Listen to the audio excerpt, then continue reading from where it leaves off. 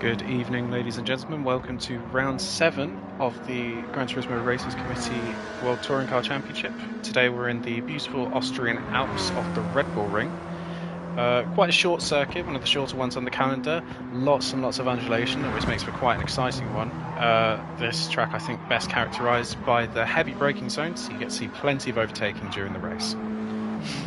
Obviously, this round comes just after Catalunya, the one we had last week, and it was an interesting one, provided a very exciting race in the reverse grid, so definitely more to see of that. And today there is a chance of rain, so definitely be watching out for that too.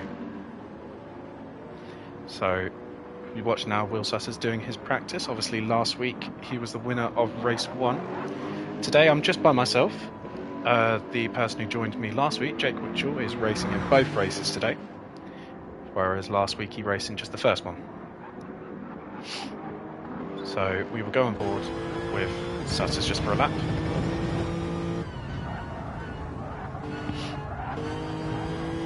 And we'll just get used to the corners.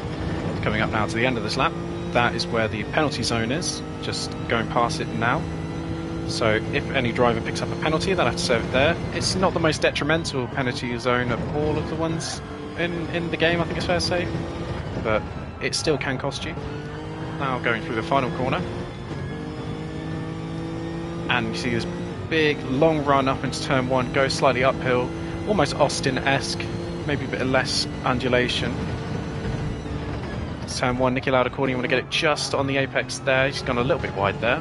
But you want to be careful not hitting that curb too much because it will hit the car up, and he's not doing a lap anymore, so we'll go on board with Clark. He's just come out for his outlap. Now going through this left-hand kink, which is technically turn 2, up to turn 3. Just want to get it really right on the mark there and then accelerate as soon as possible. It's really crucial that at that corner you get the best exit speed possible. Now for one of, I think it's fair to say, the key braking points on this circuit. Brake just underneath the board that goes over the track. You want to hit the apex at the middle of the corner, then accelerate early and use all the rumbles on the left-hand side to get the best exit possible. And then up into the middle section, where usually in Formula 1 you see it orange with all of the flares from the Max Verstappen fans.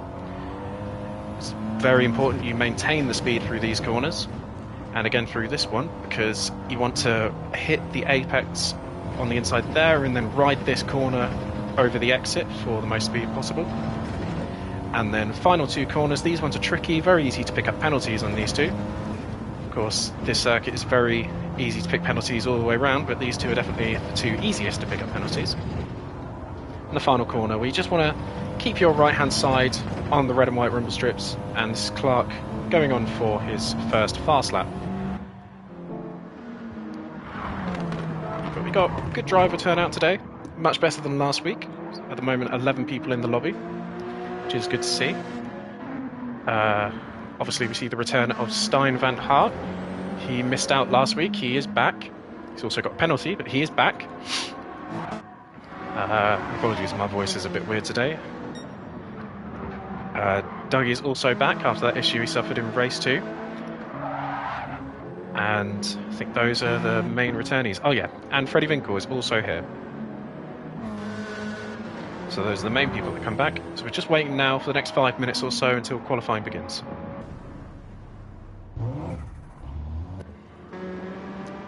So we will watch on board for a couple of laps with the current championship leader, Joe Witt, who in the past couple of races has definitely lost ground to his main rival, Will Sutters. So one to watch out for this week. In the teams championship though, things have also closed up at the top of the championship. I'm just bringing up the standings now. So before this race, the gap between first and second in the Drivers' Championship is just 16 points. Joe Witt leading on 247 points. Sutters closely behind, 231. That's 2 good performances in a row.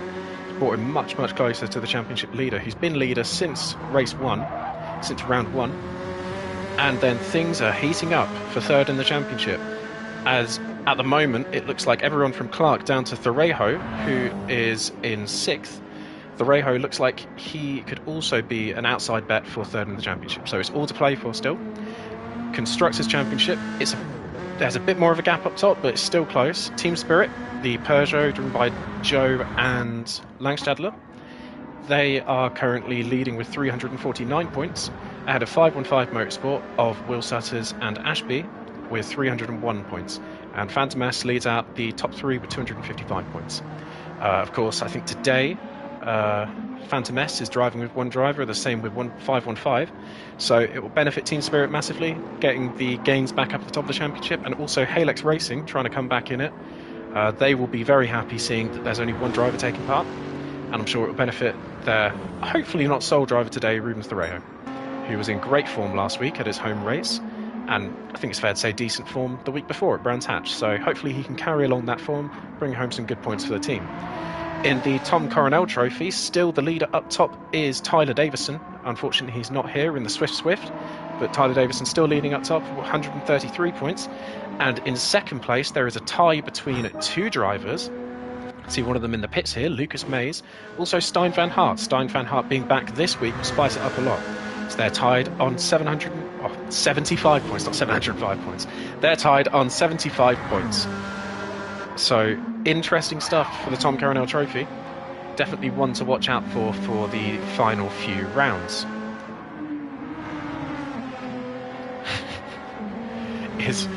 Yes, Noah sick. He's got a broken headset, so we're looking through the grid at the moment.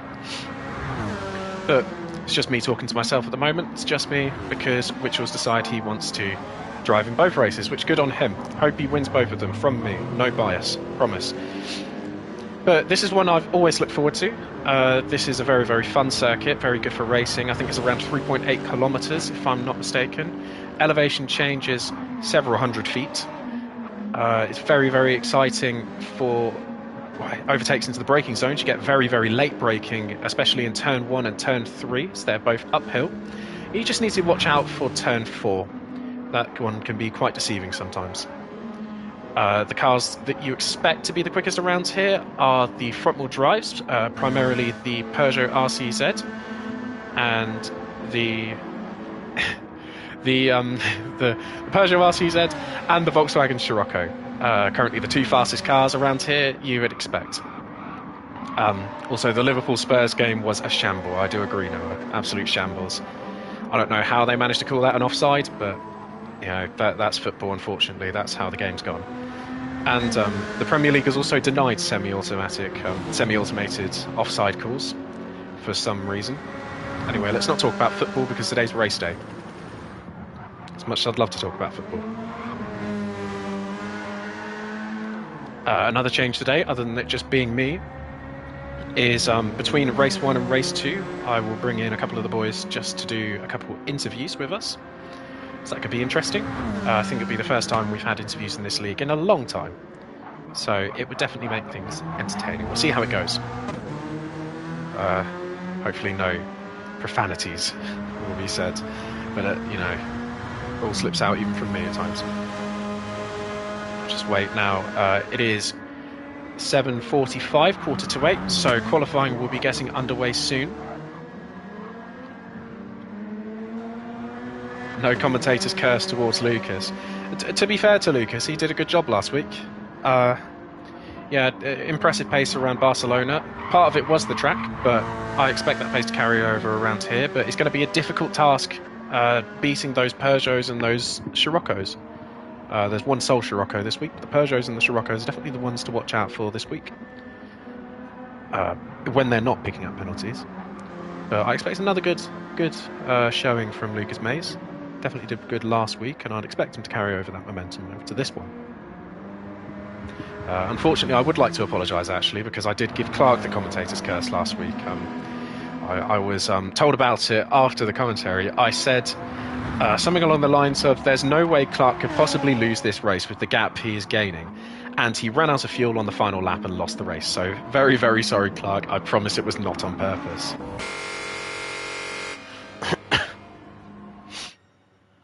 So we are getting ready for qualifying now. We'll see who's first out of the pits. No one at the moment. So that is Joe Witt who's out of the pits first. So we will just go on board with him for a lap. show the first lap of qualifying. We'll see where the benchmark is. I think Joe's a good one to watch for the benchmark. An outsider also, as we talk about the front wheel drives being very, very quick around here. So is the Lexus. Both Lexus drivers are quite good.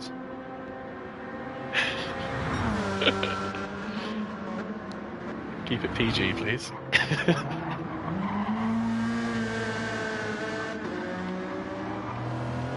But Even it's sick, nice to see you. Unfortunately, you've missed out this weekend last week, but I'll try my best to hold the torch.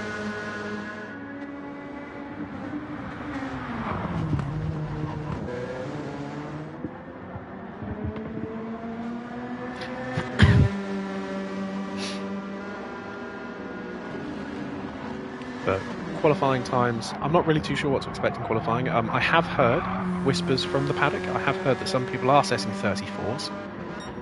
So at the fastest, we might be able to see 1 minute 34s. But in average, I reckon in general, most people are going to be in the 35s. He is not bullying you, Noah. I'm sure you're fine.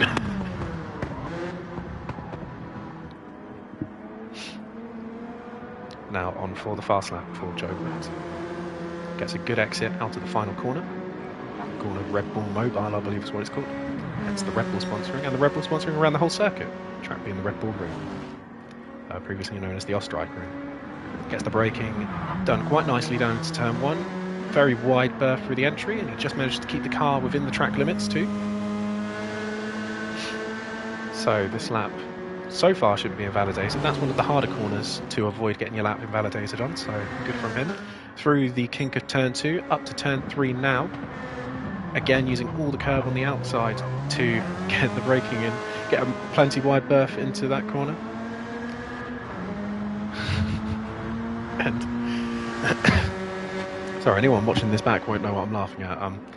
Sick and Noah having a beautiful conversation in the chat. Anyway, braking just underneath the sponsor board, just board the corner, and then getting all the runoff there on the exit. Straight the car out as late as you can, just go as wide as possible really to carry as much speed as possible. Brake halfway through the curb there, and then just want to keep the car on those red and white rumble strips as always. I cannot speak, stutter, and then again through there. Looks really, really neat and tidy through there. Can't imagine this will be the fastest lap we'll see in this qualifying session, but it's definitely going to be a good benchmark. Now rounding the final 2 corners. Really fast through there by the looks of it. And then a good apex and a very neat and tidy exit. Is this going to be a 34? He is in the 34s, 134.6. Jake Witchell behind sets a 134.6 also. Stein Van Hart with the 134.7. Dominic Kabinski didn't get a penalty this time round, 134.9, so the times are in the 134s. And this is Will Sutters, by the looks of it, got held up a little bit by Dougie. Will Sutters with a 35.4, Dougie 39.6, Ruben Thorejo with a 35.3, and that's Clark with a 35.3, and also Freddie Winkle with a 35.4. Wait for Langstadler too. Langstadler is just off of the 34s. That's a 35 dead. Lucas Mays just behind him as former boss. That was a what was that? That was a 35.8. Sorry. And correction also. That is the Audi of Freddie Winkle. He set 45.5, so that must have been a slow lap. Maybe impeded, maybe slowed down a little bit. But currently, top 2 is Joe Witt and Jake Witchell. Which, I'm no betting man, but I wouldn't bet against these two. Very impressive showing again from Stein Van Hart, carrying on that momentum from Brands Hatch. So far, he's finished in the top 5 in every single race since, I think this is the run that's carried on since Monza, I believe. He's just picked up a penalty there. And Dominic Kabinski also with a good comeback so far. He's had a difficult couple rounds lately. So it's good to see him back into the top 4. He'll be wanting to go higher though, as I'm sure Langstadler and Thorejo will too. But let's not count out Will Sutters. We know how quick he is, as Jake Witchell just misses out on provisional pole there, but that was an improvement. Will Sutters now rounding the final corner. Didn't look the fastest through there, but it's going to be enough to set a lap. As Thorejo picks up a penalty behind. Will Sutters with a 35.2. Yes, check the instrument.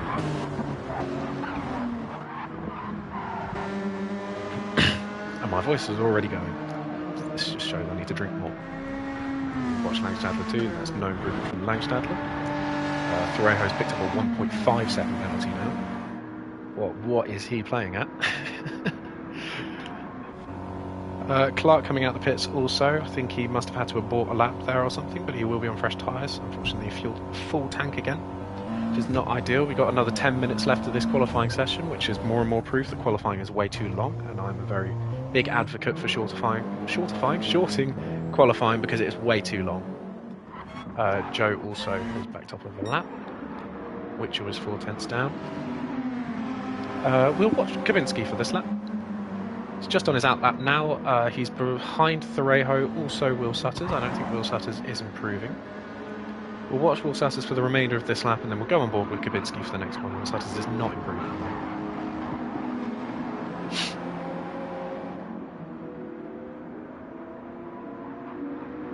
That's Thoreau moving to the inside to serve that penalty.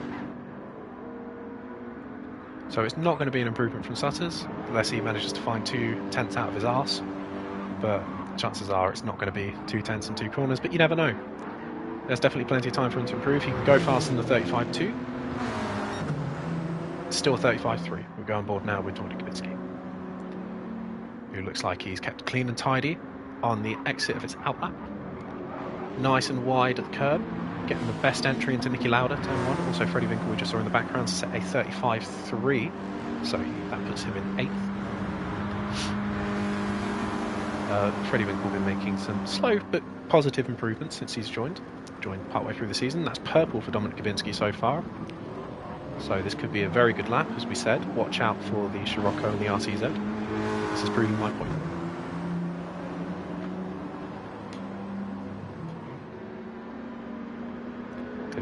Also, by the looks of it, he might be getting a tiny slipstream from Will. Whether Will impede this lap or not, it's one to see.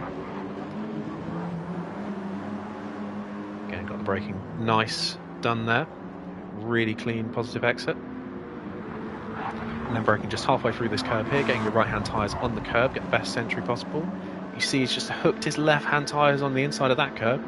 Really carries us around properly. Brakes at the end of the curb on the right-hand side, and that's a little bit wide at the apex there, but he still carried enough speed by the looks of it. He could be on for a really good lap here, maybe top 2. I think his main target at the moment, though, is overtaking Stein Van Hart. But all is still yet to see. Where will this lap put Dominic Kabinski?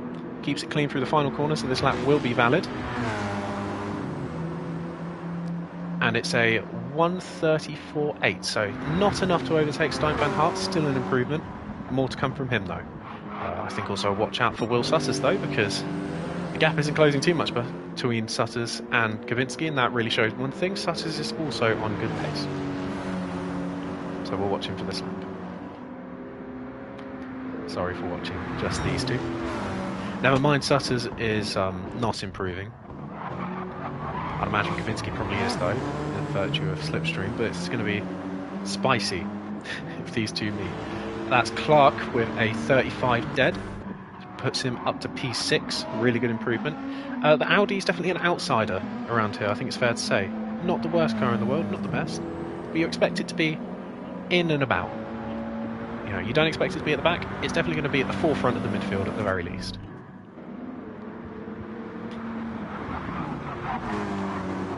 When do you start to think that Kabinski is getting held up by Sutters here? I don't think he is.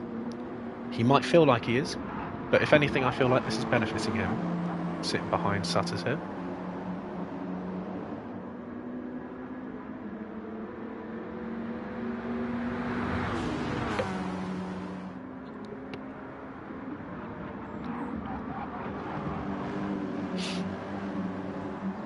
Give me a clean lap, avoiding all penalties.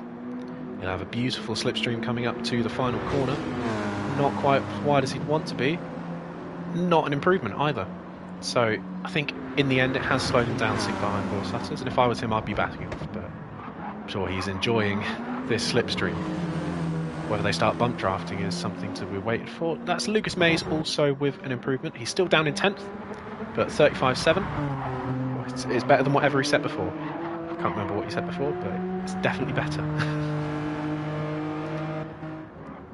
We'll watch someone else for a change. Who do we watch? Who do you reckon is going to improve? Let's watch Ruben. Ruben goes a 10th slower that last lap.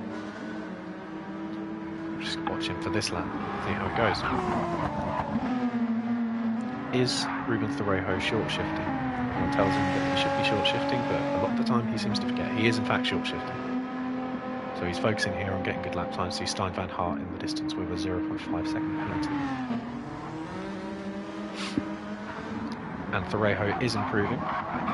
Yeah, this track isn't the best for the BMW. You'd expect it to be better. At Catalunya it was very quick, and Brands Hatcher was quick as well, but this one back to regular, and unfortunately he's picked up a penalty there, so it won't be an improvement.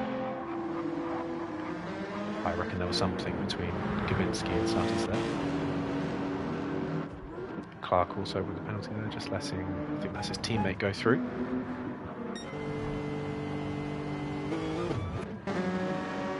Not really too sure who to look at, but top two is not split by much. 0.004, so that is 4 thousandths of a second. Close margins, very close margins. And a bit of a surprising one, I think it's fair to say, seeing the Lexus of Witchell that far up. Because I wouldn't expect the Lexus to be too quick around here, but he's been doing a good job on it. Also, Stein van Hart, very, very impressive from the privateer RCZ.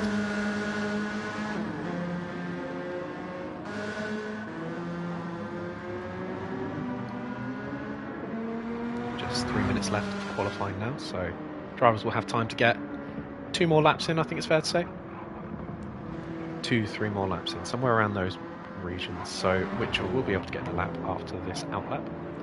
And it's going to be all or nothing for him. He'll definitely be wanting to go for pole. Can Stein van Hart do the upset though? Can he get pole position instead? Definitely don't count him out.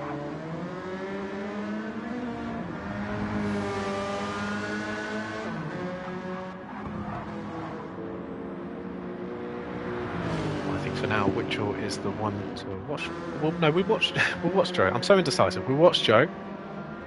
See if there's any improvements from Witchell or Stein van Hart. How long has Tyler Davison been in here?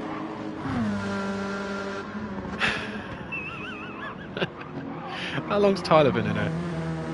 Well, it's nice to see you, Tyler. Just catching the excitement of qualifying as Gawinski and Sutters are having their daily argument. Chances are they're probably both in the wrong. So that is Joe. He's not improving through the first sector. Witchell, on the other hand,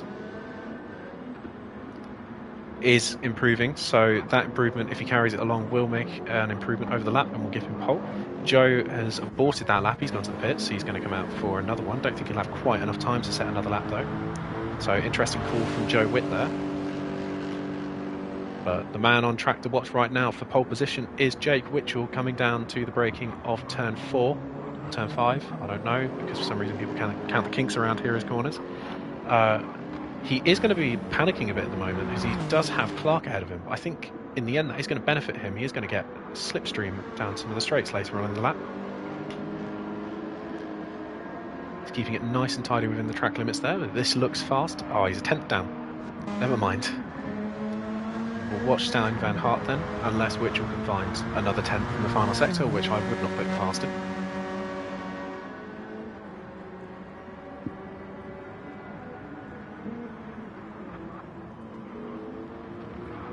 Now with the slipstream. It's not impossible for him to set a faster lap here, but it's going to be a difficult one for him. He does not. 10th down. Stein van Hart now, one to watch. So I doubt Jake Witchell will be able to set another good lap with a car in front of him. Stein van Hart is just a little bit down than his personal best. Still more to be gained though. Pushing it right to the edge of the track limits there on that corner. Now going up to these really challenging final 2 corners. Keeps up the track limits again. You want to keep those right-hand tyres on the curb. Oh, that one looks a bit dicey. We'll see if it counts. It did not count. No, that was a 1 second penalty. It wasn't an improvement anyway, but that's super, super unfortunate for Stein van Hart. I'm sure he'll be happy with P3, but he would have wanted more. Dominic Gawinski now. This will be his final lap. Is there going to be an improvement from Gawinski? What that also means for Van Aert too is that he won't be able to set another lap because of that penalty. But Gawinski, with an improvement, 34.7. So Gawinski up into third.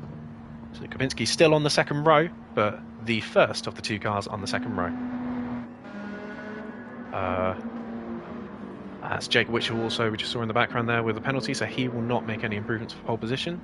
So unless Will Sutters here makes an improvement, no, Will Sutters has a penalty, and that improvement wouldn't have been enough for pole position anyway. That improvement would have been enough for P5, I believe. But as it stands, I believe Joe Witt is the man for pole. He's not even trying right now. Clark with a really big improvement there. That's a 34.9. Not enough though to shift anyone other than Langstadler. Langstadler around the final corner though. Can he take that P5 back? Not quite. 10th down.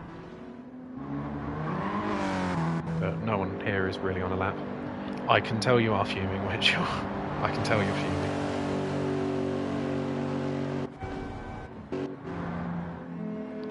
Two pole laps done by a pixel penalty. It certainly looked like it. Around this track though, there's lots of pixel penalties, so it's something to be expected. Who are we waiting on? No one setting a lap. So your top three for qualifying is Joe Witt, who'll be starting on pole. Jake Witchell will be starting on the inside alongside him in P2. Really, really close qualifying. Just 4 thousandths of a second between the two. And then Dominic Gawinski with the resurgence in P3. And Stein Van Aert also with an impressive qualifying, just the tiniest margin behind Gawinski, also starting in P4. I think we might be making an exclusion for Tyler Davison here to race 2. He'll be starting at the back of the grid. But that's a spicy qualifying. Very interesting one. Very close between all of the top 4. And in fact the top 5 as well. Clark with an impressive lap time. It was just close in general. I think top 6. Just around 4 tenths between them all. So the front 3 rows, not much to split them. All front wheel drives other than Jake Witchell. So definitely expect Jake Witchell to go barreling down the inside as he gets that superior rear wheel drive launch. He'll also be starting on the inside. And the next rear wheel drive along the grid is Will Sutters in P7th alongside Ruben Thoreo. And I cannot see the results anymore, but those were the results. As we're now resetting the lobby to let Tyler Davison in. He'll be starting from the back of the grid. That's the return of the Swift.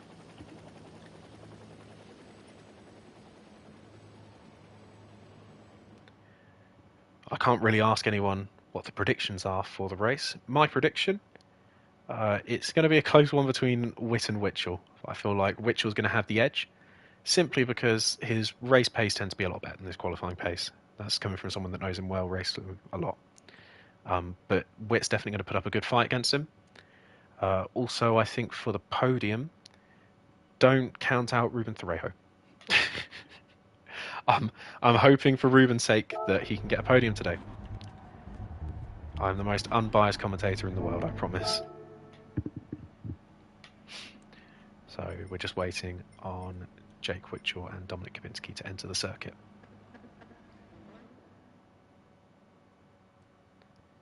So, Jake and Dom, if you're watching this, could you, get in your cars, please? That's Dom in his one. Now we just need to wait for Jake. Any time while we're young, that'd be nice. There we go. So we are starting off with 12 cars this race. Good number, that. My lucky number. Love the number 12. So, we'll watch Jake. He's going to give us something to watch while we wait for the grid to be set.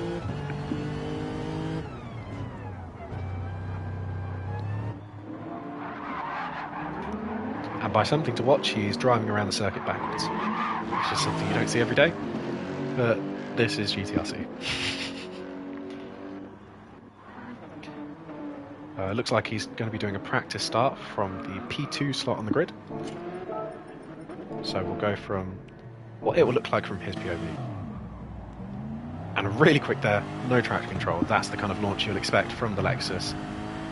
Will Sussel will be looking at that and also thinking that's the kind of launch he's going to want to be doing. practicing braking there also.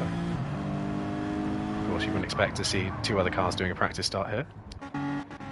But this is the new edition, this is why we cancelled qualifying. Tyler Davison in the Taylor Swift. What a beautiful livery. I'm sure we can all agree. He does use traction control for the start, and there he goes. He uses it quite a lot as well. And he's just driven into one of the Team Spirit Peugeots. I think that was Langstadler. We're just waiting now on Joe to set the grid. Hoping he knows the qualifying results. I would expect.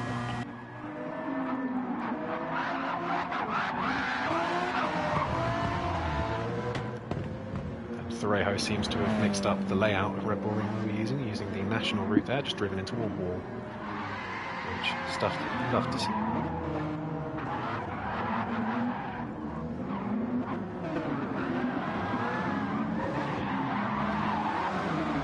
This is like some cursed underground climbing. I'm sure there are plenty of 12-year-old boys getting so excited seeing JDM. There isn't a single Japanese car here, I don't know what I'm talking about, there you go. This is the pinnacle of Gran Turismo 7 racing, by the way. The best Group 4 league on the game. As we ready off for the start of the race. So here's the grid again. Joe starting out first, Witchell second, Kavinsky third, and Stein van Hart fourth. Long run down into turn 1, expect some dive bombs. It is uphill, you can brake late. Wait for the 5 red lights. The lights are out and we get away, and that is Witchell with a really, really good start immediately. Already overtaking Joe before turn 1. Also another person with a good start behind is Ruben Thorejo. Looks like Kavinsky's gotten a little bit caught out. Already alongside Stein van Hart, side by side. And Will Sutter's also made a very, very good start into P5. But the man to watch right now is Jake Witchell. Already made a gap of around 4 tenths. Dominic Kavinsky now putting the pressure onto Joe Witt. Joe Witt managed to cover it off, and he actually goes for the move on Jake Witchell too. Whether that was intentional or not, I don't know. But dive bombs, and that's someone dropped back by the looks of it. But 2 grids already split up. Will Sutter's at the back of the front 5 pack. And then it's all aboard the GTRC train, as it looks like there's already a train forming behind Zolt Langstadler, so some kind of incident must have happened there. And that's Zolt Langstadler wide also making contact with Clark.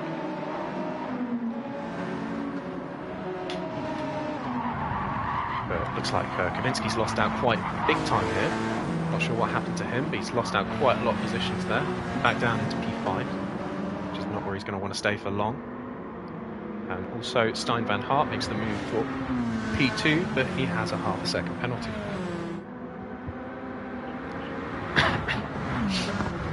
My voice is gone already. It was gone before starting this, so very, very sorry. But Stein van Hart doing a wonderful job for his fellow privateer, currently making a gap for Witchell out ahead, Witchell leading now by just under what would be considered slipstream range. And I'm sure that gap is going to increase more as the race goes on. Check back down the grids, and that is Zolt Langstadler. He's picked up another penalty. That's a 1 second penalty for Langstadler down in P8, so not the greatest start for him. He's under pressure now from Freddie Winkel, and fellow Dutchman behind him, Lucas Mays, has also picked up another penalty. Winkel moves to the inside. He's going to want to make the move here, and he does. Very late braking, even too late perhaps. There's contact between Langstadler and Winkel. Winkel goes a little bit wide there. I think there was a little bit of a lag slap. 3 wide going now into turn 4 and 5. It's just had to back out a little bit. Winkel managed to get the edge, but here comes the Peugeot straight line speed. Doesn't brake quite late enough. He's still got to deal with Lucas Mays, and Langstadler stays ahead. But both of them dealing with penalties, not great.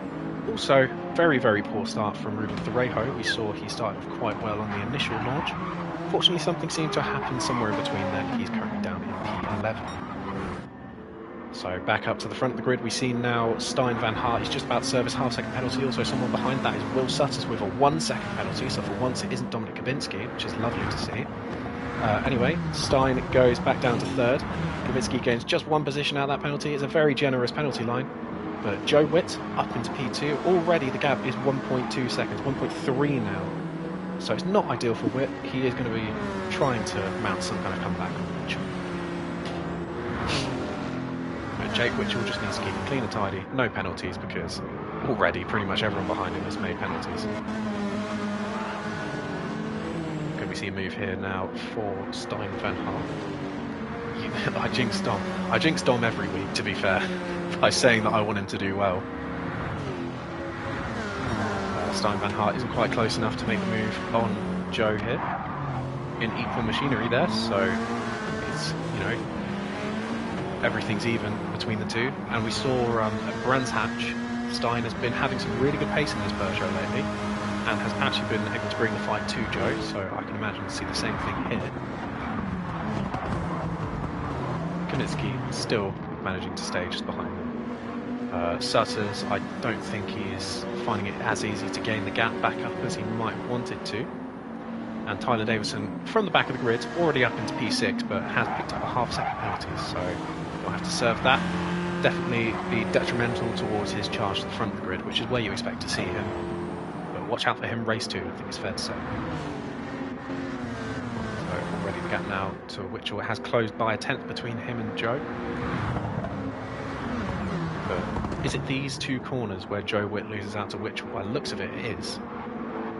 Witchell again manages to bring the gap back up to what it was at the start of the last lap. So things are quite even between these two, as you would expect. Stein van Hart again looks a little bit closer to Joe Witt. He's not going to want to move into turn 1. He's going to want to wait until the next corner. Really one of the best overtaking spots on the circuit. Got caught out a little bit on the exit there. He's going to have the slipstream. He also is going to have to worry for Dominic Kabinski behind him, who by the looks of it is eyeing him up for a move. In fact, he might have to go defensive here. He doesn't go defensive here, leaves the gap open for Kabinski, and Kabinski just pulls out last second, though he knows that's not his move to make. The gap was closing, the gap wasn't there, and it would have been foolish for him to go for it. See Will Sutters in the background getting another penalty. Roles have reversed between Sutters and Kabinski this week. Very interesting. The gap is closing between the top two yet again. You just see the last section of the circuit is where that Lexus comes into its own. It's the more mid-speed sweeping corners that the Peugeot struggles a bit more at. But very interesting, as you expect. I was saying before the race started, before qualifying started, that the two cars to watch out for today are the Scirocco and the Peugeot. Look at the top 4, 2 Peugeots and 1 Scirocco. And, well, first is Jake Witchell, and let's face it, you can put him in any car and you'd expect him to be up there. Tyler Davison now didn't gain that much, or he did gain a lot, sorry, out of Will Sutters' penalty, but fortunately not positioned yet. He is going to try and go for the dive bomb into the final corner. That's a really beautiful move from Tyler Davison. Slower exit than he would have wanted, but Will Sutters is not going to be able to capitalise on that. Will Sutters back down to P6. Tyler Davison up into the top 5. Stein van Hart again, very, very close out of turn 1. In fact, he's half a tenth closer this time than he was last time. And he doesn't have to worry about Kabinski behind him making the move. So this could be an overtake to P2 we're going to see here. Not quite. I don't think Stein van Hart is as confident on the braking as Joe is. So that move is going to be difficult for Stein. He's going to have to either be a bit braver on the brakes or wait for a different corner to do it now.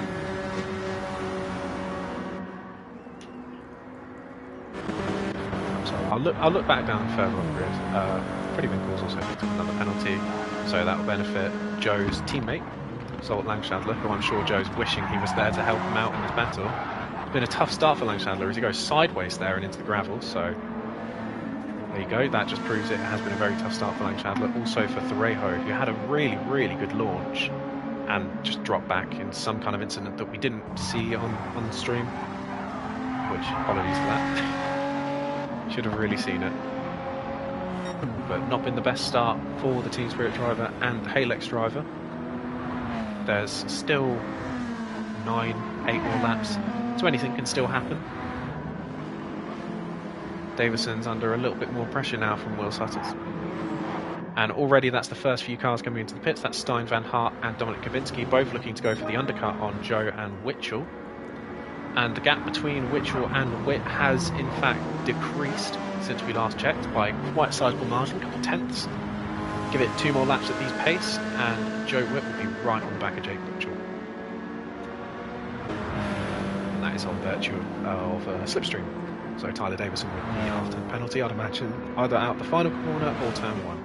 But Will Sutters, he looks to the inside, doesn't quite make the move though. We all know that Swift has very, very good braking. But Will Sutters has got a really good launch here on Tyler Davison. Surprisingly though, isn't really catching that much in the slipstream. We know how slow that Swift is on the straights.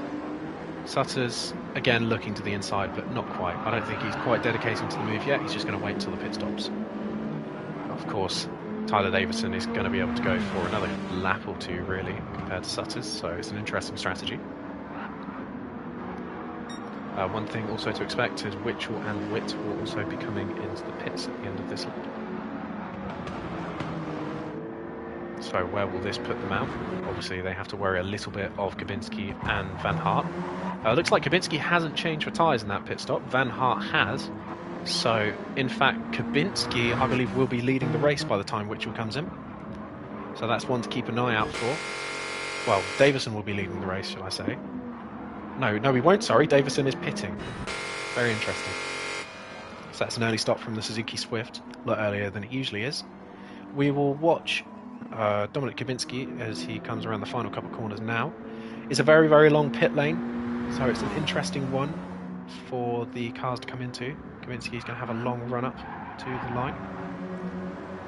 It's going to be close, as you can see Witchell there. He's just getting the fuel into the car. Where's he going to stop at? He stops at 25 litres, so he's coming out of his pit box now. Gabinski just coming down the start-finish straight. Isn't really quite as close as I thought he would be compared to Witchell. However, he might have gotten the jump on one of the other guys. Who is it that he got the jump on though? Tyler Davison, Will Sutters and Joe Witt. It seems Will Sutters and Tyler Davison haven't pitted for tyres. Joe Witt has. One to watch out for later on in the race, definitely. And something must have happened on Stein's in-lap or out-lap, because he has lost a huge amount of time compared to the cars in front of him. In fact, we just missed a 3-wide incident there. With Joe Witt, by the looks of it, doing a double overtake, which is beautiful. But Will Sutters already back alongside the inside going into turn 5. Who's going to be the bravest? Who's going to break the latest? Tyler Davison sat quietly behind, licking his lips, but Will Sutters just backs out the last second, plays it smarter, and realised that he doesn't really want to end in an incident. So Joe, with the fresh tyres, already back up to P3. And he's going to be getting all the advantages, catching up to Dominic Gabinski. He has more pace than Gabinski, he has the fresher tyres. We will expect to see a move for P2. There's also Jake Mitchell, who hasn't taken the tyres, but I think his lead is big enough at the moment that he isn't going to have to worry about Joe Witt too much.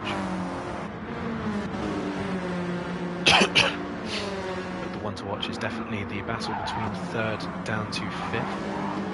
Watch Will Sutters in this scenario as he's just catching up to Joe Witt. I'd imagine that he's going to hope for a counter-attack. He gets a really good exit out in the final corner. But is he going to be able to have enough of a run on him on the run down to turn 1? Nicky Loudon, no. But again, he gets a really good exit out the final corner too, so maybe these worn tyres aren't as bad as Joe Witt would have hoped for, at least, expected. Changing tyres might not have been the game plan. Sutters, is he going to go for the dive bomb? Not quite. It's all dying down a little bit. I was expecting a Verstappen-Charles Leclerc-esque overtake there, if anyone remembers the 2019 Austrian Grand Prix. But it still could happen. Obviously that happened at the end of the Grand Prix, so anything can happen from this point on. We look further down the grid, and it's getting feisty at the back of the grid. That is a 3-way battle between Freddie Winkle, Lucas Mays, and Zolt Langstadler still. Langstadler changing the tyres, and Lucas Mays has not by the looks of it. Freddie Winkle has. Is that Lucas Mays just under a little bit of pressure from Zolt Langstadler, doesn't really manage to make the overtake, does Langstadler. But we're seeing this more frequently at the moment. Langstadler sets a really good qualifying, very, very positive qualifying, and then goes backwards during the race. We saw that at Catalonia, we're seeing it again today. So something he's going to want to iron out soon, I'm sure. Clark's also got a penalty there. Kubinski just dropping back a couple tenths to Witchell compared to last time. In fact, Joe is catching Kubinski. I think the pace between Witchell and Joe is staying the same, so maybe in hindsight Joe's probably looking at those fresh tyres and going, why did I put them on? No benefit to me whatsoever. To wait until later into the race to realise the benefit. Obviously Stein van Hart will also be hoping there's a benefit for those fresher tyres. But Tyler Davison, he never changes for tyres anyway, so it's not really the be-all end-all. The phrase is. I'm losing it today. I cannot speak today.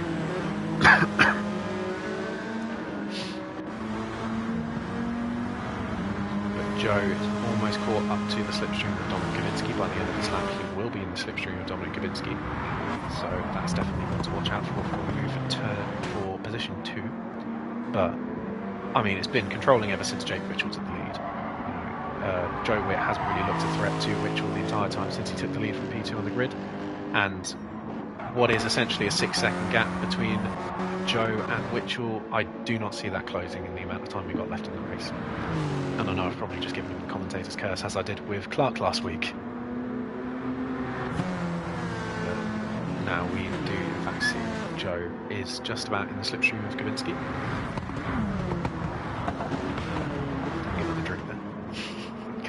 Throat is going. Sutters is dropping back a bit more than he would want to here. In fact, he is going to have to worry about Davison soon.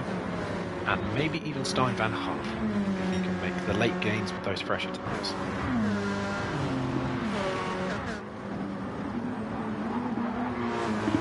That's very wide from Kubinski there, out of turn 1. You see the pressure he's got on that front left especially.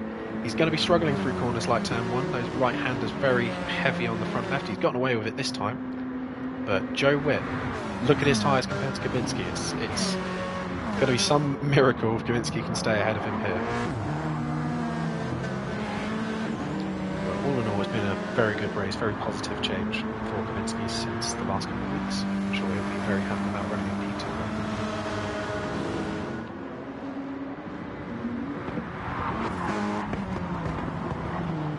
Everything's died down a little bit. See the slipstream train, so we'll get a quick update on where the grid is. So Jake Witchell is leading by over 5 seconds. Kubinski is starting to feel the pressure from Joe Witt behind, but he is in P2. Witt finishing out podium P3 on the fresher tyres. Will Sutters P4, positive start, qualifying 7th on the grid. But Tyler Davison and Stein van Hart, I'm sure, will both be hounding him down later on in this race as the laps run out. Clark, I think he's gone backwards this race. But he's had a positive race. You look at his pace on the right hand side, it's not been that bad.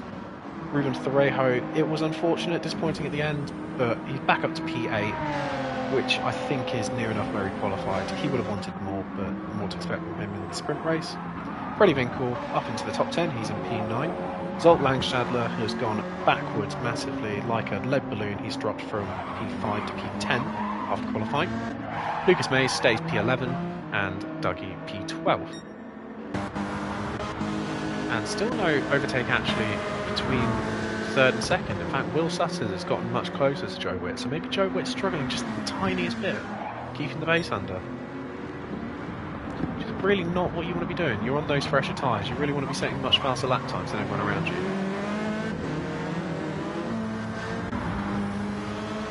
But I'm sure Joe Witt is going to be fighting tooth and limb to keep this podium at the end of the day. But this is the battle. Jake Witchell's run away with it completely. And fuel does not look to be an issue for him.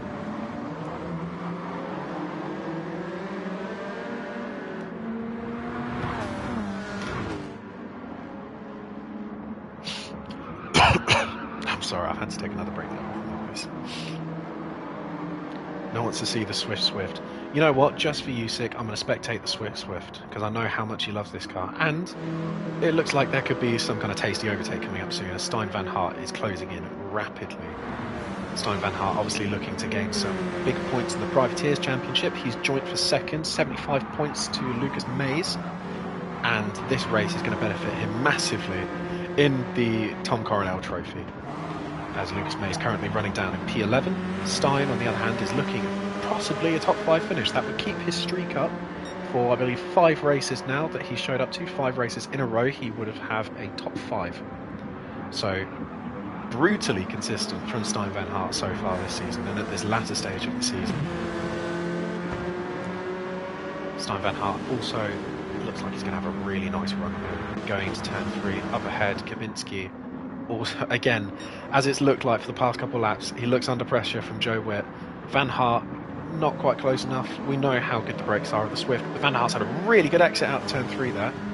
So he's going to get a run going to turn 5. He's going to be really, really brave on the brakes to get the outbraking manoeuvre done on the Swift. Also, I think, yeah, that's an overtake for P2. Dominic Kabinski concedes P2. Van Hart's been pushed to the outside in the background, so doesn't make that move quite done, but he's still around the outside. Dominic Kabinski's lifted off just a little bit to let Joe through. He's going to want to work with him to keep ahead of Will Sutters. Kabinski's struggling a lot on tyres by the looks of it, sliding through that corner. Tyler Davison slightly wide there.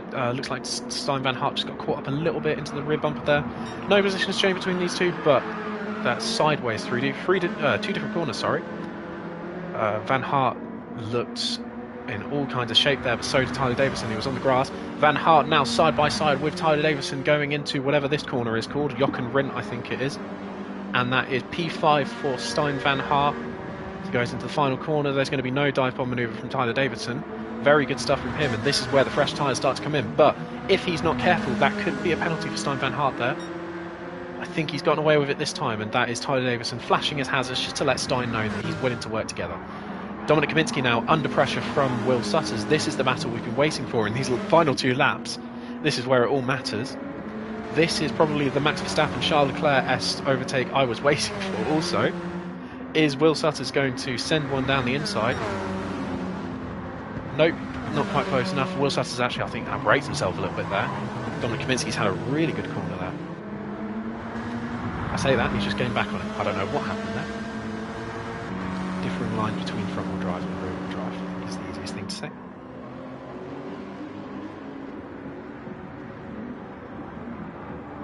Still, Will Sutters not quite close enough to make the move.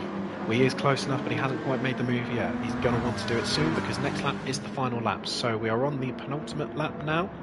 Just rounding the final couple corners is Jake Witchell, leading by a sizable margin. He is struggling with those tyres now by the looks of it, but that's not going to be a concern for him considering he's leading by 5.6 seconds, which is one of the biggest leads we've had all season, I think. Tyler Davison, I think, is led by a similar margin, same with Joe at Monza. We see this kind of dominance in certain drivers, and it's the usual suspects you expect to be that kind of dominant. But Jake Witchell rounding the final corner, going on to the final lap. No concerns for him as long as he just brings the car home.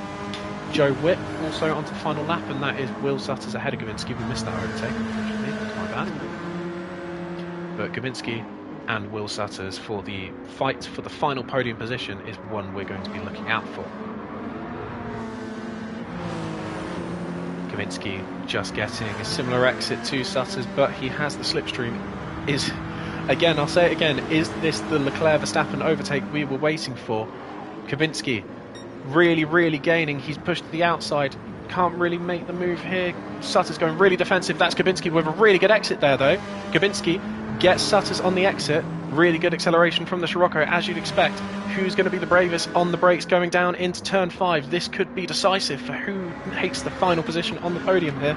The pole, Sutters tries to do the old switcheroo on him, but it doesn't work on Kabinski. Kabinski gets the exit done. Kabinski much wiser to that kind of overtake than Sutters might think he is. Sutters now, he's going to be desperate. He's going to try and do a desperate lunge into one of the next corners, I think it's fair to say. Not quite. Kabinski just managed to stay out ahead. Keep all 4 wheels on the circuit, Dominic. Don't get any podium penalties and this will be it. But again, Sutters, by the looks of it, going for those desperate overtakes yet again. So this is not great for Kabinski. But we'll leave those two to squabble amongst themselves for now as... Yeah, that's Will Sutters going for a dive bomb there, just shoving Kabinski off. And Sutters letting him back through again. So that is Kabinski for P3, but we'll see Jake Witchell takes the win. Joe Witt for P2. Kabinski rounds off the podium, almost lost it after being punted off by Will Sutters. Tyler Davison takes P5. We missed the overtake between him and Stein van Hart for P6. Clark is in P7. And then it's really close between these lot at the back. Freddie Winkle just about takes P8. It's a photo finish with Zolt Langstadler and then Ruben Thorejo in P10, Lucas Mays P11, and Dougie down in P12. A very commanding race from Jake Witchell at the end of it. Joe manages to get back up to P2. Some really feisty battling between Dominic Kavinsky and Will Sutters. Might want to watch out for it in the steward's room. Saw some contact in the end. But that was a very interesting race. Interesting top three, and I think the ones who got the top three were probably the ones that deserved the top three in the end. Also a very good race from Tyler Davison, starting from the back of the grid, managing to finish P5.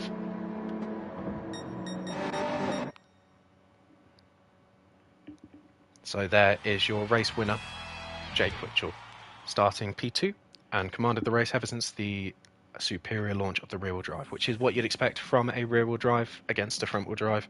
Good race from him. We'll see the results here. He didn't quite get the fastest lap point. That went to Joe Witt. So good from Joe Witt also, keeping that fastest lap point. But how do we feel about doing a couple of interviews? I'll just message or see if I was approved doing the interviews. If no one said anything, then we'll do interviews anyway. We'll do interviews anyway. So we'll interview our race winner, Jake Witchell, in just 2 moments' time.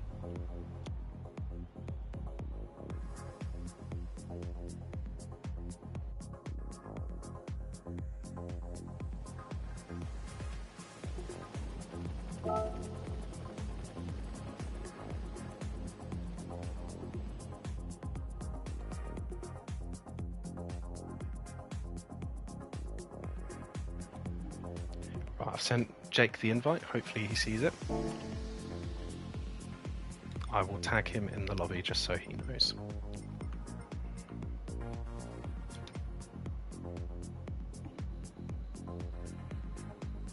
In the meantime, we'll also invite... Who do we feel like inviting? Let's invite Ruben Thorejo. shall we invite Ruben? It's been a tough race for Ruben here, but we'll hear from him because he had a really stellar start and it just fell off the cliff after that. So I've got to find his username real quick. There he is. There's Ruben Thorejo. But we'll start off with Jake. He's just joined the party for the first interview of the evening. Even Jake, is your voice sharing on? Probably. Why did you have to choose me, mate? This is bad. Because you won the race. Well, congratulations on getting the race win. Unfortunately, you missed out on pole and the fastest lap there. Would have been a Grand Slam otherwise. But just give us your thoughts. What was going through your mind as you were trying to gain that lead to Joe? Nah, nothing really. I was more pissed about the 0.004 for quali because I couldn't get it, but it wasn't that deep because I rear-wheel drive pip him off the line, so luckily for me, and then just managed to keep the gap because I think he is quicker around this track, but I just got lucky on it. And I don't have to pit for tyres, so it's lit. We did actually see Joe Witt did pit for tyres, and I think it slowed him down inevitably, so I think next race he'll be looking not to pit for tyres. Yeah. Any thoughts for the next race? You'll be starting at the back of the grid like you did last week, hoping to get the win again? Nah, not around here, mate. Too hard to pass on it. But we'll see. Them Peugeots are too quick on the straights. I ain't going to be able to do it unless I send it. I ain't getting past anyone, so I might have to try something different. I don't know. So what's your prediction for the second race before we let you go? Fucking no idea, mate. Absolutely no clue. Absolutely no clue. It's actually anyone's game. So it is. That is the nature of this circuit. So thank you for joining us, Jake. Best of luck for the next race. Alright, blessed. Don't even ask you to do this again, love. Bye. We'll let Ruben know that I also added him to the party for an interview. Hoping he notices. He might not even be at his PlayStation right now, bless him. So we will also invite Dominic Kavinsky just to hear his thoughts on the battle at the end with Will Sutters. If I can find his username too. That's the wrong Dominic. That is Sick Individuals Dominic. There he is. So we will interview whoever joins first.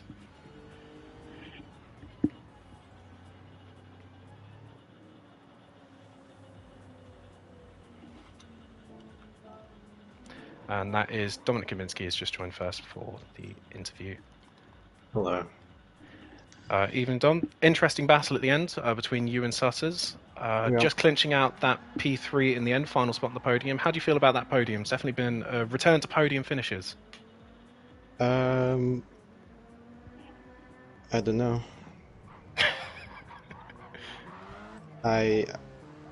This is a hobby to me. That decision to not change tyres. Obviously, we saw Joe and Van Hart change tyres in the end. What are your thoughts on that? How come you didn't change tyres with them? The Scirocco has better tire wear than the RCZ, so I decided it would be good to give a shot of not switching the tires, and I think it paid off at the end. So it did pay off, and that looked very feisty between you and Will Sutters. Do you expect to see a repeat in the second race? Maybe similar kinds of battling between you two? I mean, it depends, because I shouldn't have won that in that battle at all. I think it was just him trying to overtake me too much, so I just kept doing switchbacks, and I guess it worked. I did mention at one point it looked like he was going for an overtake practically every single corner around the circuit, which is an interesting strategy, but one he chose to take. Anyway, Dominic, thanks for joining us. Best of luck for the second race. Hopefully you can get a good job done out of the reverse grid. Yep. Thank you. I will tell Ruben to join back. Well, I hate you. So we'll do our final interview of the day with Ruben Thorejo when he decides to join back.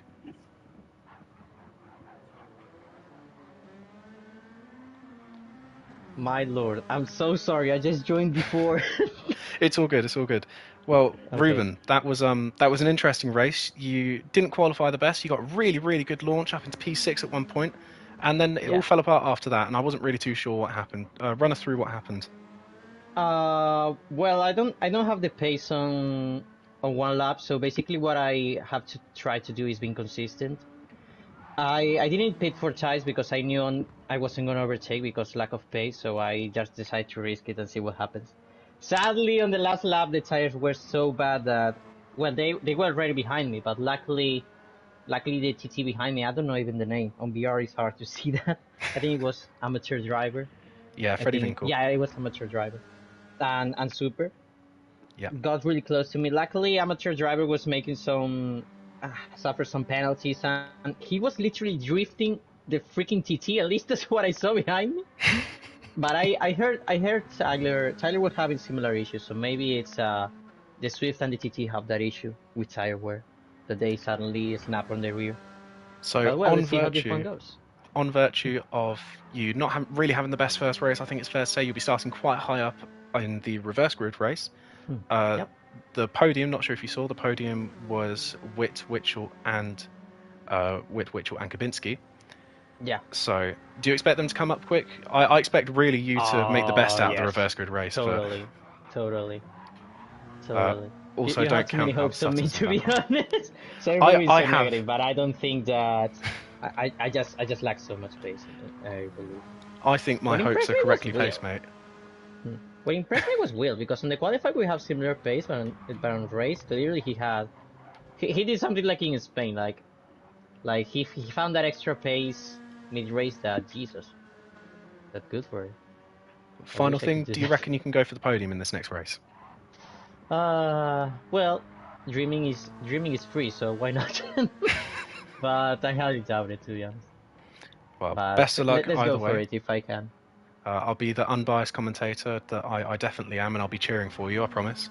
Oh, thank you. So yeah, best of luck. Yeah, thanks, man. So I think that was the final interview we do. We're just about to get underway for race 2, hopefully. To answer your question, Will, I can do interviews after race 2 if you want me to, depending on who does well. We'll get interviews from a couple different drivers. That time round, obviously, we got Kabinski, Witchell, and Ruben Thorejo to join us.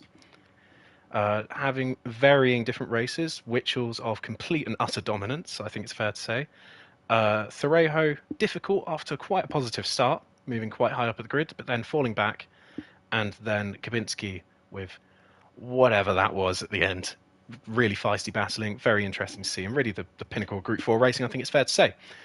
So, no one's out on track right now. It looks quite murky and cloudy too. Chance for rain? Question mark. Not really heard from many of the drivers about rain. Obviously, we saw Sutter saying there is no rain, so maybe there's no rain. Just wait now for the actual race to start, for Joe to wake up and realise, hang on, we're all here, let's get going. Yes. Sorry, I probably should have told him that earlier. So here we go for the reverse grid race. So starting in first will be Dougie, followed by Lucas Mays and Ruben Thorejo, the guy we just interviewed, and then Langstadler rings out the end of the second row. There'll be no advantage from the rear-wheel drives to the front-wheel drives on the launch because they will be already driving the cars for the start this time around. They won't be starting off of a standing start, they will be doing a rolling start. We wait for Joe to start it. There we go. So these reverse grid races usually tend to be the most crazy and hectic of them all, and I think Red Bull Ring's going to be no different. Obviously this track very, very easy to overtake around. Plenty of long straights, plenty of heavy overtaking zones. I don't know what I'm saying at this point, I'm losing my mind. Catch up on some of the messages. Yep, interviews after round 2, and hello, yes, hello.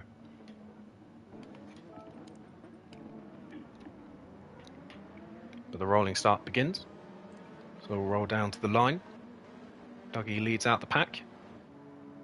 It's 2 Genesi up front.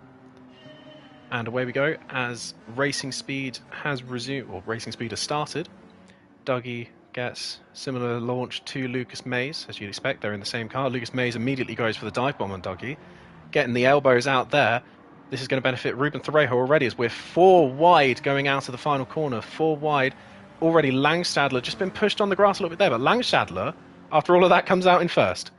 No clue what happened there, but Langstadler now leads the race ahead of all the cars behind. Ruben Thorejo got a really good start there, benefited a bit off of the battling of Dougie and Lucas Mays. Lucas Mays goes back on Langstadler. It looks like Langstadler got shoved out wide a little bit. Freddie Winkle is under pressure from Tyler Davidson. Tyler Davidson, current championship leader, or current champion on the grid, should I say. He won last season. He's already up into 5th. Ruben Thorejo, unfortunately, has picked up a penalty already, and there's some kind of contact here as Lucas Mays is off into the gravel. So is Ruben Thorejo and Freddie Winkle there. I'm not sure what kick-started that contact, but that's really unlucky one to see. I think Freddie might feel like he was a bit at fault there. He's just let the other cars go through. But this benefits Zolt Langstadler massively. He leads by 1.7 seconds, but I mean, it's like looking at the inevitable because he looks in his rear mirror and he sees another pink car and it's Tyler Davidson. And when you got Tyler Davidson hunting you down, there's not much you can do. Will Sutter's also with a really good start. Same with Dominic Kabinski. Dominic Kabinski already up into 4th. And most of the front runners have followed suit. Langstadler, or Van Hart, sorry. Just getting a little bit elbows out there with Clark by the looks of it. But where's Witchell? Witchell's had a very tough start there also. He might have got caught up a little bit in some incidents too. So Langstadler's now led for a lap. He's leading for another lap. Very positive change compared to last race because, as I said, he went backwards last race. Hopefully he doesn't go backwards this race for his sake. And Kavinsky's picked up a penalty, so sick what you said earlier about me jinxing it. I think I might have jinxed it. I'm very sorry. But Kavinsky has picked up what I think is one of his first penalties of the evening. So that will be playing in very nicely for Joe Witt, who should be able to get the overtake done this lap due to that penalty. But it's all died out a lot quicker than I expected it to. Witchell's also got a half-second penalty. Dougie, in fact, is all over the back of Jake Witchell. Doesn't quite make the move there. Oh, there's contact between Witchell and Dougie, and in fact, Witchell's been pushed off the track there a little bit by Dougie. This has let Lucas Mays through, so Witchell, I can tell, blood boiling. He's going to be getting frustrated at this one. Same with Ruben Thorejo, already back down to 11th, which is not nice to see. Hopes were high for these two, if I'm honest. But interestingly, Zolt Langstadler is making a gap out front, and in fact Tyler Davison has picked up a penalty. So that thing I said about the inevitable so far isn't playing out. Zolt Langstadler, by the looks of it, is controlling this race quite nicely. He leads the race, gains just the tiniest gap over these last couple laps. It's 1:35.4 as the first lap. Sutters does go faster, as I kind of expected. But very interesting that Langstadler's making that lead. Somewhere his pace has just magically appeared. It wasn't there in the first race, it's here in this one though. My voice. But Van Hart all over the back of Kubinski. Van Hart has a 1 second penalty though. He must have murdered a small Austrian child or something, because there's no way you get penalty that big.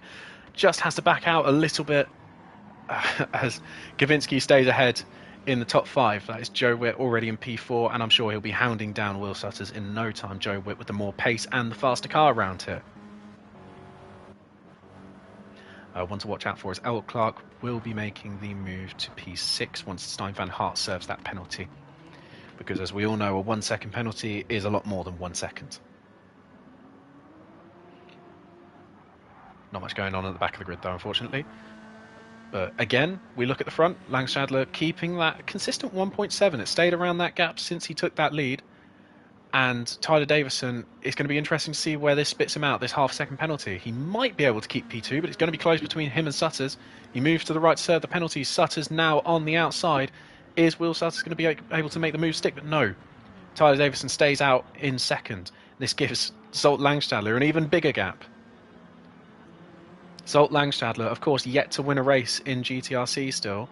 And as me and Sick quoted back at Monza a couple of rounds ago, he's probably the best driver on the grid to have not won a race so far. It's all looking good for him at the moment. But the Swift is going to be under all kinds of pressure in a few moments' time from Will Sutters. Will Sutters smells blood. He wants the Taylor Swift. Which I think is really not a sentence I thought I was ever going to say, because I don't think anyone wants the Taylor Swift, but there you go. But if anything, I think he should be looking more behind him, as Joe has caught up a massive margin. And oh dear, Dominic Kubinski has picked up another penalty. Something switched off in his brain since race 1. He went all of race 1 without guessing any penalties. Now race 2, penalties galore. So unfortunate for him, he won't lose out to Clark because, well, I don't know what's going on between Clark and Stein Van Hart, but it looks like it's, Mika Hakkinen and Michael Schumacher-esque battling, and we're just missing out on it completely because it's P6, P7. But it's really close between 2nd, 3rd and 4th now. With the main guy trying to make the moves, Will Sutters, he feels like that Tyler Davison isn't just, he's slowing him down a little bit too much there. But this has been a very good start from Tyler Davison so far. Very good start from Will Sutters and Joe. Joe obviously started second to last as a side-by-side now. Will Sutters, Tyler Davison, Will just has to back out a little bit. Tyler manages to just keep ahead. But again, is Sutters going to go for the move into turn 1? It's a very good corner for overtaking. All of this is helping Zolt Langstadler out massively. As lap 5 he leads by 2.5 seconds. Couldn't have expected that one to happen, but there you go. And again, Tyler Davison stayed out just ahead of Will Sutters. Will Sutters has got the run on him as well. Same with Joe. Joe's going to get a double slipstream. We could see 3 wide going into turn 3 here. So they round the kink of turn 2. Sutters goes to the outside. Joe stays on the inside. Oh, Davison stays on the inside. Joe just sits behind Davison for a little bit. Sutters is forced out wide. There wasn't really a gap for him there. I don't know why he went for that, but he's made the move there. Is he going to be penalised for it? Yep, that's a penalty for him. There really wasn't a gap for Sutters there, but he went for it anywhere and he got penalised. So, fair play, fair enough. As Davison again goes for the inside. He wants to get back up to P2, but he should be patient. He knows that Sutters has a penalty. He should just sit behind him. But Davison back up to P2. Joe, I think, on the other hand, is going to be a bit more patient. As Sutters goes for a very interesting dive bomb on Davison. Not sure how much that will work, but it has worked in this case. Really didn't give Davison that much time to react about the overtake. But at the end of the day, that's really what you want to do. You want to make the overtake unpredictable, make it so he can't really deflect it. So there's Sutters serving his penalty. Davison goes through. Joe Witt goes through. Will Kubinski be able to make the move? No. Sutters goes back to 4th. And that's Joe going slightly sideways there as well. Very interesting one. And a really early pit stop from Zolt Langstadler there too. Is he going to change tyres? So that was our current race leader. He's just gone into the pits there. So Tyler Davison now leads the race, which I was expecting to say that. I wasn't expecting to say that about Langstadler, but good on him. He leads it just ahead of Joe. Had plenty of battles these two last season and a couple this season. They're having another one here. As Joe goes to the outside of what will be turn 3, inside of turn 2, this left-hand kink, just to let you all know that is a corner apparently. Davison just holds the inside, gets the braking done quite nicely there, and there's a bump between Sutters and Witt there. Sutters, I think, just had to back off a little bit there, but he is going to be all over the back of that Peugeot. So I think Joe's going to have to worry about behind him more than he is in front, but he has braked super late there. Has Joe Witt just managed to keep the car not in the back of Tyler Davison. Tyler Davison, it seems like he's, well, I don't know. He might have accidentally put the sandbags on this race, because his pace isn't anywhere near as close as it was last race. But this is all helping Langstadler massively, who, if we will go back, he hasn't changed tyres. So Langstadler is going for the risky manoeuvre in that Peugeot. We heard Kabinski in the interview earlier saying that the Peugeot isn't really quite as good when it comes to tyre wear. So it could be an interesting one. I think Jake Witchell is also pitted. Hasn't changed tyres either by the looks of it. But here we go. Tyler Davison coming into the pits. So do the two that follow him, Joe Witt and Will Sutters. And Dominic Kabinski also joins them too. Stein van Hart also in the pits. And Clark follows to round out the top 6, all pitting. Ruben Thorejo also into the pits, the Spaniard, followed by the 2 Dutchmen, also follow him into the pits. So that is Langstadler now, the only car out on track that's not going into the pits.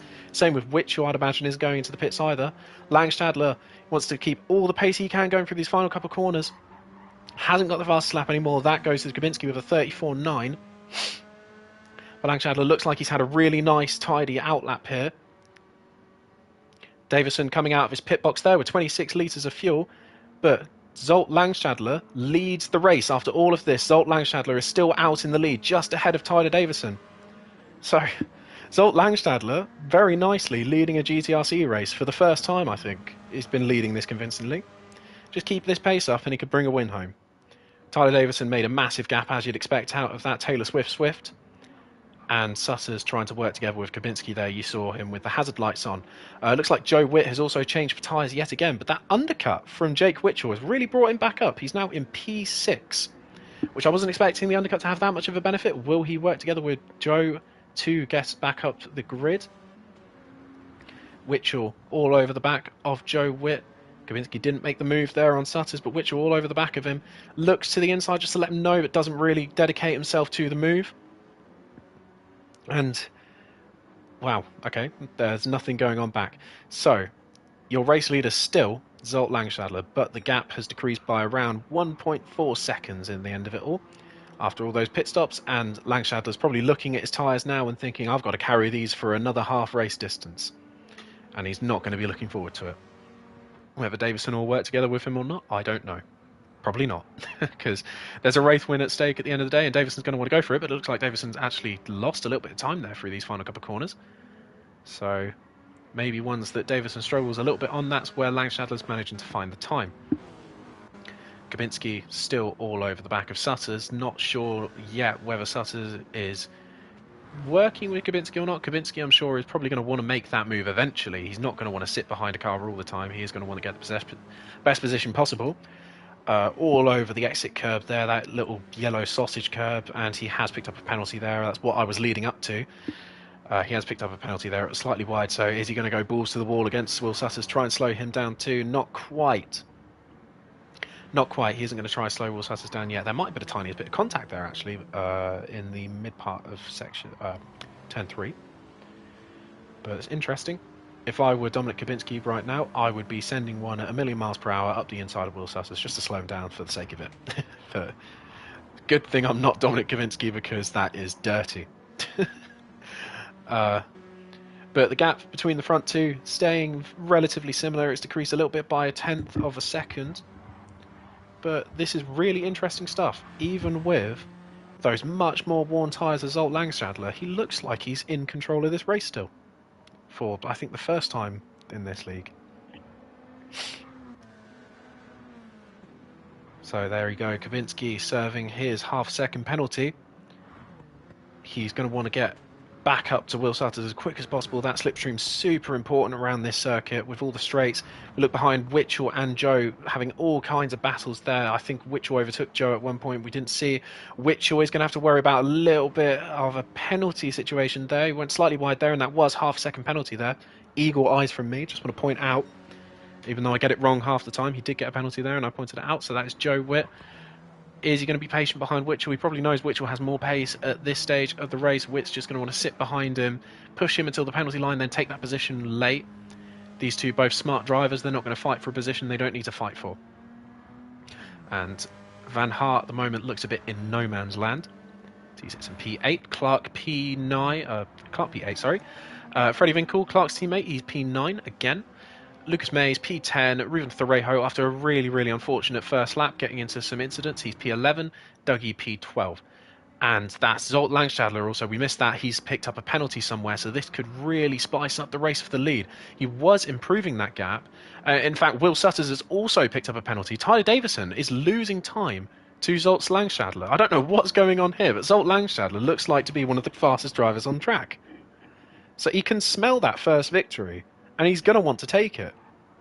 And Tyler Davison isn't really making it hard for him. Of course, Sutters has to serve the penalty here. And maybe that brings Kabinski back in. Probably not. I think Kabinski's a bit too far back. He made some kind of other mistake by the looks of it. So there's Sutters just served his penalty there. He's out slipstream from Tyler Davison. Langstadler also served his penalty. He's still out of the slipstream range from Tyler Davison. I correct myself, Tyler Davison is now in the slipstream of Zolt Langstadler, so there is something to worry about. There is a battle for the lead in these final 4 laps. Anyone could take it here, really. Multiple time race winners behind him in Davison, Sutters and Kabinski. Langstadler going for his first. This is an exciting end to this race after what has been pretty boring after lap 1, I think it's fair to say. But that's Davison. Davison's now picked up a penalty. Langstadler's going to love to see that Davison's picked up a penalty there. That's a lot less pressure on his back. A lot of pressure has been relieved. Langstadler a little bit wide at turn 3 there. You can see he's really struggling on those tyres. Davison is all over the back of him. If he didn't have this penalty, he would be able to take the lead here. He's probably kicking himself right now. And Sutter's caught straight back up to Davison as well. So Davison is struggling a little bit on the pace here. And Kabinski's dropping back even more behind Sutters. I think Kabinski's just going to sit in 4th and be happy, I'll be honest. Davison, though, looks to the inside of Langstadler. Not quite there, though. But again, Langstadler really struggling on those tyres. You see mid-corner speed is not great from that Peugeot right now. But the Swift behind him is going to be serving a penalty. And there we go, he's serving the penalty now.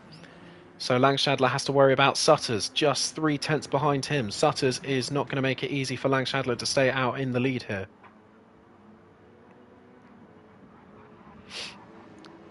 Of course, Sutters all over the back of him and will be all over the back of him here. He's going to be able to get a chance to make the move either into turn 1 or into turn 3. He's already all over the back of him at turn 1. Sutters force him to go to defensive. Langstadler back to the left-hand side. Langstadler has gone really wide there. This could be another penalty for Langstadler, which would be super unfortunate for him. Unfortunately, it is. That is another penalty for Langstadler. Davison sitting behind, just rubbing his hands a little bit, seeing this incident go on ahead above him. And Sutters goes for the inside at turn 3.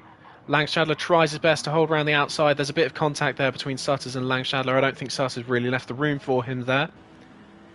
But there was definitely a car's width that, or there was a Peugeot size space there that I don't think the room was left for, I'll be brutally honest. But Davison now looking to the inside of Langstadler, and he's closed up really quickly on Sutters there. So Davison really late on the brakes there. He's all over the back of Sutters already. Where was this Tyler Davison earlier in the race? I have no clue. Tyler Davison now is going to be looking to take that win away from Will Sutters on the better tyres. Possibly the faster driver, bit of a controversial take, but possibly the faster driver. He's definitely proven it by the fact that he has won a championship and won multiple races, and I'm sure he'll be wanting to add this race to his tally. Langstadler dropping back massively though, which is super unlucky for him. what looked like could have been win number 1. He's now lost out to Dominic Kubinski. Dominic Kubinski goes up into the podium. And I said, as soon as I saw Langstadler not take those tyres, he's going to be wishing he probably did, because that's a long, long race he's got to do on those tyres. And you're seeing it now. He's picked up another penalty there, going wide every corner. Same with Kubinski up ahead, so traditions, if anything. Davison goes for the lead at turn 1. Sutters takes it back. Davison is, I don't know what that overtake was, but it was some kind of dive bomb, and he's lost out massively there on Sutters. Sutters got a much better exit. He's going to want to be a bit more patient, a bit more careful with these overtakes, because he's not got long to catch back up to Sutters. Kubinski also with a 1 second penalty now, and Langstadler looked to the inside briefly, but didn't quite make the move there. But Kubinski with a massive, massive penalty. Langstadler is going to be thinking, okay, well, at least I might be able to get the podium back. But no, Joe Witt, his teammate, making a really, really good late race resurgence ahead of Jake Witchell still. This could be Joe Witt for the podium after all of this. They caught up really well to the front 3. They've all been battling a lot so far this race. And Sutter's just running away the tiniest bit from Tyler Davison here. Which... I'm very much losing my voice at this point. I'm very glad that there's only 2 laps left after this. We're about to go on to the penultimate lap. Will Sutters leading the race by just over 1 second. Tyler Davison in second. Lacked the pace so far this race. I'm sure he'll want to gain it back a little bit more to try and take the win, but it's going to be unlikely as Joe goes up to the podium positions. Dominic Kubinski serves that 1 second penalty. Jake Witchell also overtakes Zolt Langstadler. Jake Witchell is all over the back of Kubinski now. Witchell's going to be wanting that top 4. He didn't sound too hopeful about his chances this race. I think that's Kubinski with another penalty there if he's not careful. Yes, it is. Wide out the final corner. Jake Witchell all over the back of him. He is going to try and go for the move. And no, he's weaved about behind him, just making him know that he's behind him, which is what you do a lot of the time, just to taunt drivers in front of you. Dominic Kubinski now under even more pressure from Jake Witchell. Witchell goes to the outside of turn 3. I think Kubinski's actually waving him through here. Wants to work with Witchell. But Witchell is not working with him. Oh, he is now. He's overtaking him at turn 3. It says the overtake for 4th position. Jake Witchell takes P4. And Dominic Kubinski, if he's not careful, will also lose out to Zolt Langstadler out of virtue of Langstadler not having a penalty at this stage in the race. But again, Kubinski all over the back of Witchell here. Kubinski forced to the outside. Witchell covers the inside. There's not a gap there, but Kubinski tries the switchback, doesn't quite pull it off. Witchell stays out ahead at this stage in the race. Kubinski, is he going to go for the move yet again? No. In this inside section, he just sits behind Witchell. He's going to serve that penalty, and likely he's going to lose out to Langstadler here. But out of all of this, impressive from Joe Witt. Managed to make a really quick gap. That's Tyler Davison also with a 1 second penalty there. So Davison's going to have to serve that penalty. Could bring Joe Witt in at the end if he's not careful. Joe Witt now closing in really, really quickly to Tyler Davison there. And Jake Witchell has made a big gap to Langstadler and Kubinski behind. The Pole and the Hungarian battling heavily as they go side by side into the final corner, as we are on the final lap now for all of the top 6. Sutters with a commanding lead in the end of it all. Davison now under a little bit of pressure from Joe Witt. But the one we should be watching is Kubinski and Langstadler. Langstadler going to be wanting to gain back the positions. They're both struggling with tyres by the looks of it. Kubinski has much better tyres at this stage of the race, though. It's going to be difficult for Langstadler to make the move. He's not going to be quite able to make it at turn 3. Going to be the dive bomb of all dive bombs if he does. And not quite sits behind him. He's going to wait until turn 5 to make that overtake. He's got a good run out of turn 3 there. So he's going to benefit from all of the slipstream possible. Going down into this next corner is Zolt Langstadler. He sits behind the car in front. He's cutting a hole in the air, makes his car go faster. Langstadler looks to the inside, not quite. I think Kubinski braked just a little bit later than Langstadler would have been hoping for in that corner. Langstadler sits pretty in P6, and he'll probably finish there if anything. Joe now all over the back of Tyler Davison. Are we going to see a move for P2 late on in the race? Anything can happen at this stage. As Tyler Davison just seems to have pulled out the gap just a little bit to Joe and saved my voice from screaming. Because this has been a hectic race at the very, very end. Wasn't expecting that. I was expecting that earlier on. I do see on the minimap there are some other cars battling, but Will Sutters takes the win Tyler Davison just about holds out Joe here to take P2. Joe takes P3. Jake Witchell from the back of the grid takes P4. Dominic Kubinski with P5. Zolt Langshadler P6. Stein Van Hart, bit of a ghosted race. He didn't really do much today, but he finished P7. That's really all you need to do. Keep your nose out of trouble. The two FR cars in the Audis are battling P8 and P9 for Winkle and Clark. And then side by side for Thorejo and Mays, as Mays takes 7th, Thorejo takes 11th, and that is Dougie down in P12. So an interesting race there at the end. I think for the first time we've ever seen, Langstadler led the majority of that race. And it was a very impressive drive from him. But in the end, it was the tyres that came out on top. And Will Sutters benefited the most, had the best tyre wear in the end of it all. And that will be the win for Will Sutters. Tyler Davison just about edging out P2 in the end. Also looked like he was struggling with pace in general today. So we will do a couple more interviews after race 2. I don't know who will interview. I feel like interviewing Zolt Langstadler. He came so close to that first race win, but unfortunately it didn't really pay out for him. So we'll invite him to the party just momentarily. But here are that's not the race results. Here are the race results real quick.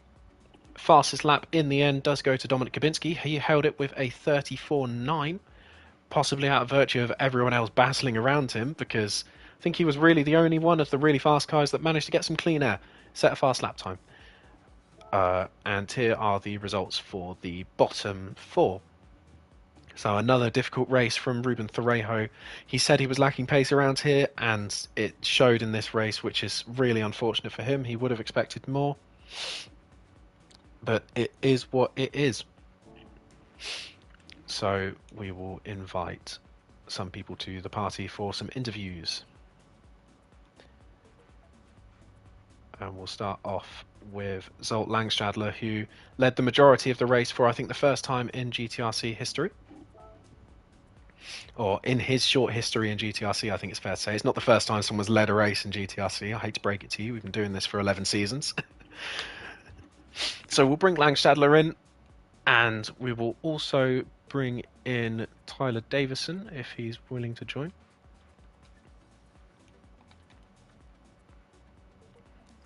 I don't know Tyler's username. I know he's on my friends list somewhere. There he is. We will invite Tyler in just to hear his thoughts on the race. But we'll only do 2 because my voice is absolutely dying. Right now, my voice is dying. Lucas Mace, we'll invite Lucas as well, because apparently he had a good battle at the end with Ruben Thorejo, and I'm nosy and I want to hear how that went. So, if anyone's watching the stream that I have invited to the party, please join, that'd be nice. I will tag them in the lobby if they're still here too, which I think most of them are, except for Langstadler. Langstadler's not here at the moment. I will... might have to miss out on the Langstadler interview there, but we will just wait for the other 2 to join for the interview. We'll see who joins first. If either of them join. There we go, we've got Tyler here. Tyler in the Taylor Swift, Suzuki Swift. That was an interesting one there in that race. You started quite far back, then you found your way up the grid really quickly, but seemed you lacked the pace compared to some of the other guys around you. Tell me your thoughts on that. Well, yeah, it was an interesting race. I mean, that first lap of the second was absolute chaos. Found myself in a good position, but the Suzuki just wasn't working around here. I was trying everything with the brake balance and driving style, and I just couldn't quite get it to work. So I gave it my all. I generally don't think I could have done any better than what I did. So I'm happy with that. Proud of my performance, and hopefully move on to next week. P2 is very good, considering it didn't look like you were going to be doing this race, and then you showed up just after qualifying. 2 very solid results, I think it's fair to say. Definitely benefits you in, I think, you've already won the Tom Caronel Trophy. I don't think there's any way anyone can beat you at this stage, so I'm just going to say congratulations in advance to that. Okay, cheers. To be fair, I don't know if I will be doing any more races. Let's see. I hope I can. I hope I can do the next one at least, but I'm away for the finale. So. Well, the key was to finish ahead of Van Hart, and you did that quite convincingly. So It's going to be difficult for anyone to come back to you. So good job today. Good job on the P2 in the end. It was an interesting race. I did say on stream at one point that it looks like you accidentally put the sandbags on in this race because you had a lot less pace in the first one, I think it's fair to say. I mean, I don't know what was going on with the car, but it was just sort of sliding everywhere on corner entrance. Mm. I heard that the Audis were having very similar issues. I don't know if it was just the rear tyres were getting too cold or what, but it pretty much made it, if I put any sort of steering on going into a corner, it would just slide. Mm. No matter what I did with the brake balance, it would just keep doing it. So it was weird, but well, here's what it is. Yeah, it was an interesting one to see, but good job in the end. Look forward to next week if you can do next week. If not, either way, congratulations on the positive season so far. Cheers, mate. Thank you very much. Wait now for Lucas Mays also. He said that he had some kind of interesting battle. Be interesting to see. We did see side by side with him and Ruben Thorejo at the end there, so it'd be nice to hear from that.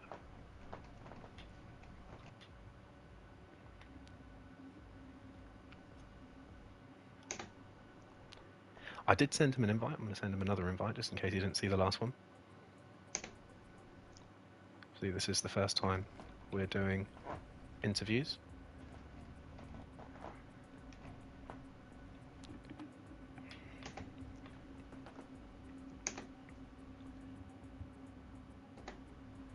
Send him another invite there.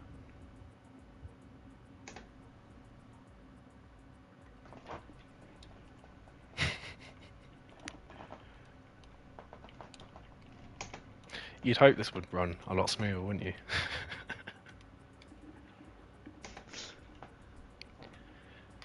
I did see that that incident earlier on in the race. That was unlucky. You and a couple others actually went off in the gravel at that corner, so that was an unfortunate one. Looks like a difficult one in the end to gain positions. If Lucas doesn't join quickly, I'm just going to end it. I did see lap one. There was a big multiple car incident. I didn't know you got too involved in that, but I did see you dropped that quite a bit in the end. Got punted into the gravel. Lots of people did get punted into the gravel.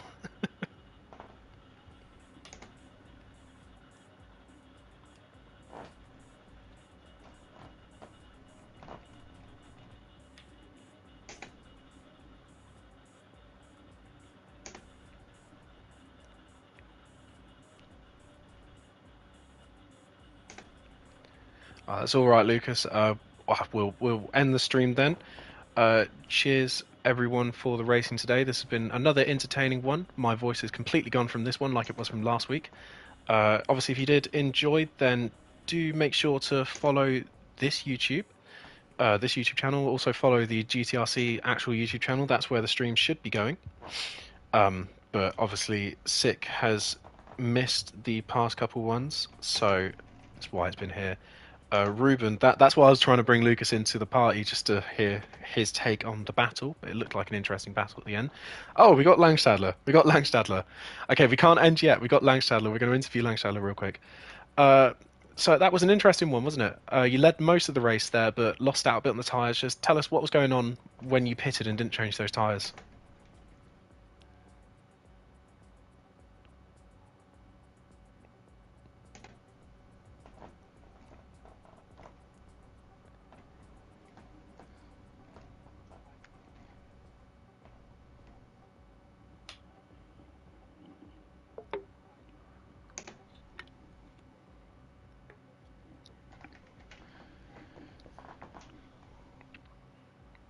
You had convincing pace there in that second race, led most of the race, but in the end didn't manage to get it.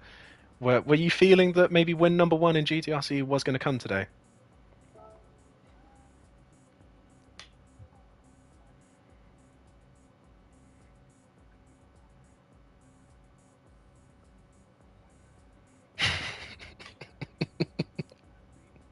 It looked like that.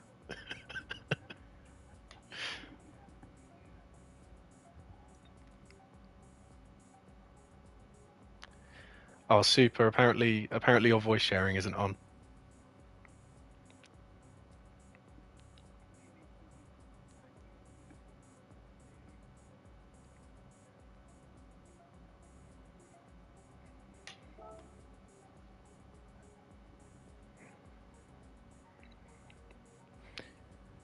Maybe next time, indeed. So, best of luck for next week. Obviously, unfortunate way to end it.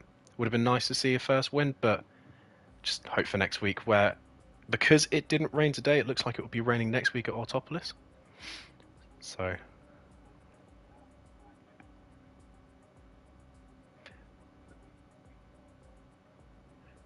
I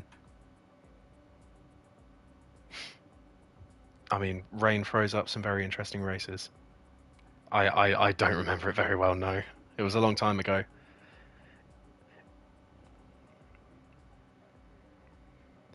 It's not Autopolis next, is it? It's Suzuka. Is it? It's a Japanese track. I think it's Suzuka. If it doesn't rain at Suzuka, then it's going to rain at Autopolis. So I'm just going to do the outro here. So cheers everyone again. We'll do the outro again. We'll see you all next week. Possibly on this channel, if not on the main GTRC channel, if Sick can get his shit together, to put politely. But wishing the best for him, really. It's been difficult doing it just by myself. My voice is dead after both times now. But looking forward to next week. We're just hitting the final couple rounds now as we go to the Japanese circuits, and we should end the season there. So cheers, guys. It's been a pleasure tonight, and thank you for everyone who joined in to watch. Super says bye. Bye, guys.